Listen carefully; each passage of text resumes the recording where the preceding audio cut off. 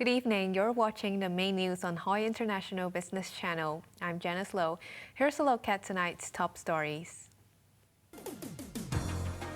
Palestinians continue to flee Gaza City amid concerns about the fate of hospitals and newborn babies.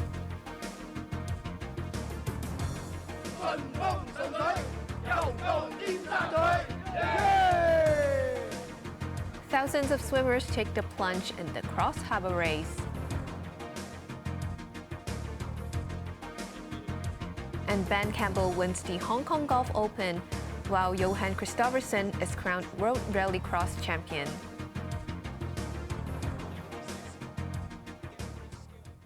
There's growing concern over hospitals and newborn babies as Israel continues its offensive in Gaza. Calls for a ceasefire have intensified as more Palestinians head south. An elderly woman in a wheelchair was among the tens of thousands of Palestinians still on the move. They are fleeing by any means they can to escape the relentless Israeli bombardment in northern Gaza. Yahia Al-Kafana, a diabetic who has just undergone leg surgery, wonders where can he find refuge. We were hit by airstrikes. We were hit by shrapnel, he said. Israel ordered more than 1 million Palestinians in northern Gaza to evacuate to the south, but international aid agencies say no place in the besieged enclave is safe. Footage released by Israel shows its forces operating in northern Gaza. Thousands of Hamas fighters have been killed, according to Israel. The offensive was launched after Hamas carried out a deadly attack on southern Israel last month.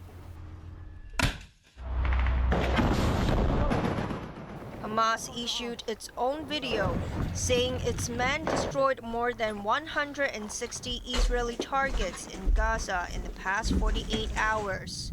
Since the offensive began, 46 Israeli soldiers were killed. There are growing fears about the fate of hospitals in Gaza. Contact with some of them have been lost following Israeli airstrikes near the medical centers.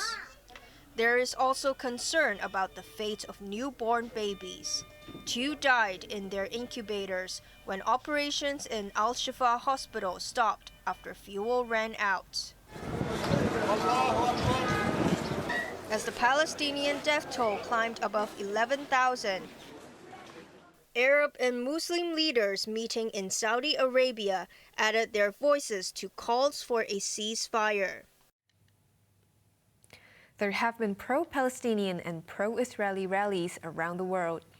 In London, more than 300,000 people marched peacefully to demand an end to the killing of Palestinians in Gaza. This was the pro-Palestinian rally that the British government had tried to ban. But police gave their approval and said more than 300,000 people marched across London. The organizers put the number at over 800,000. The protesters demanded a ceasefire in Gaza and an end to Israeli airstrikes on Palestinian hospitals, schools, and homes. Before the rally began, Interior Minister Suella Braverman described it as a hate march and accused police of favoring what she called pro-Palestinian mobs. However, the event was peaceful, apart from a few mass protesters who lit fireworks. There was violence in London, but that was caused by far-right protesters who were angry that the pro-Palestinian demonstration was taking place on Armistice Day. Over 180 people were arrested.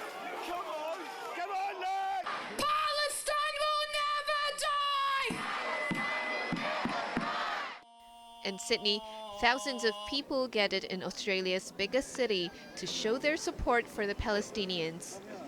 We need a ceasefire. There's no justification for what's happening right now in Gaza, and that's what we're calling for. Also in Sydney, a pro-Israel rally was held to remember the hundreds of people killed when Hamas attacked southern Israel last month.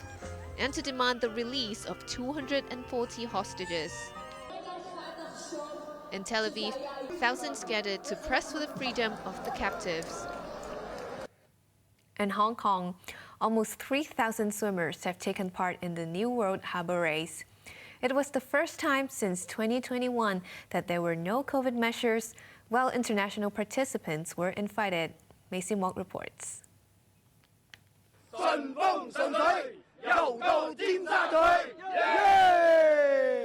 This group from Foshan chanted that they wished to swim smoothly to Tsim Sha Tsui. They were among the nearly 3,000 people who took part in the New World Harbour Race this morning.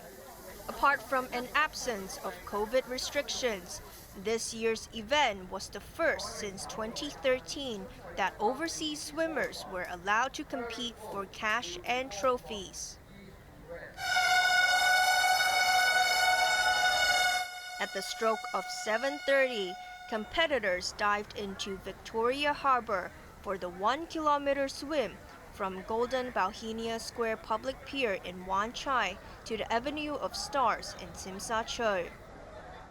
Kayakers were on hand to keep swimmers in the right direction and support those who were tired. In the end, around 2,800 swimmers completed the course. Kaiki Furuhata from Japan was first in the men's international race with a time of 14 minutes, 43.9 seconds, just 0.1 seconds faster than Cho Chang-chi from Chinese Taipei. Another Japanese, Hanano Kato, won the women's event, clocking in at 15 minutes, 46.3 seconds. This is very hard, but I enjoy to swim. Singapore's Olympic swimmer Chantal Liu was second. I didn't mind the weather, and I like swimming in choppy water. I train in Australia, so I'm pretty used to swimming in choppy water. So I like the wave, I like the challenge, and yeah, it was good. It was good. 2 children also took part. This 12-year-old boy was making his debut in the event. The Hong Kong-China Swimming Association, which organized the race, had expected up to 4,000 participants, but about 700 were not allowed to compete because they failed to attend a trial run. Association President Ronnie Wong hopes 5,000 swimmers will take part next year. Maisie Mock, Cable News. An elderly minibus driver has been arrested following the death of a 58-year-old woman who was knocked down in Sanpo Kong. The victim was crossing Choi Hong Road when she was hit by a minibus at about 7 a.m. She was seriously injured and died at the scene. Officers inspected a minibus that operated between Cheung Kwan O and Sanpo Kong and arrested the 75-year-old driver for dangerous driving causing death. More than 200 people have been arrested on suspicion of online fraud involving $180 million. They allegedly cheated at least 330 people, one of whom lost over $9 million. In a week-long crackdown on online investment fraud, police arrested 223 people aged 18 to 69. The suspects detained in Operation Drillcrest are accused of a number of offenses, including allegedly defrauding more than 300 people of $180 million and money laundering.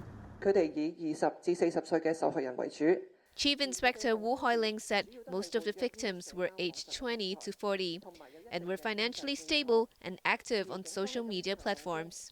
The biggest victim, an 80-year-old woman, lost over $9.1 million. Most of those arrested were holders of so-called stooge accounts. They either lent or sold their bank accounts for up to thousands of dollars to syndicates, which then used the accounts to deal with the proceeds from crime. Officers froze $3 million worth of assets belonging to the suspects. They also seized smartphones, bank documents, and ATM cards. Police said some swindlers claimed to be professionals and persuaded the victims to invest in virtual assets with low risks and high returns. Inspector Leung Po-Yan urged the public to check the authenticity of investment companies and to be cautious when asked to invest in schemes that offer unreasonably high returns. Overseas again, residents of a fishing town in southwestern Iceland have been evacuated amid fears of a volcano eruption in the coming days. Search and rescue teams went to Grindavik to help the 3,000 people living there to move out. A state of emergency was declared in the region. Tremors have been reported, and although there were no casualties, household items fell to the ground and cracks appeared on walls and floors. Apart from an increase in seismic activity, scientists believe there's a stream of semi-molten rock under the town. On to the weather now. Dry and sunny during the day tomorrow, but cool in the morning and at night. The temperature will range between 19 and 24 degrees. That's our main news for Sunday night. Join us for more news at 11:30. I'm Janice Lo. Good night.